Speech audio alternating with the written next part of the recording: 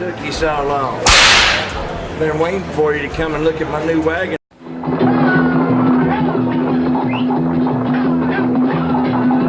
I'm gonna pull with my new W990 come in. Got the Quicksilver liner, East quad axle. Check this out, it's even got blacked out wheels. These people have been building trailers for over 51 years. That's pretty impressive in the dumping flatbed market. I think I look real good behind my W990. What you think? Maybe I don't care what you think.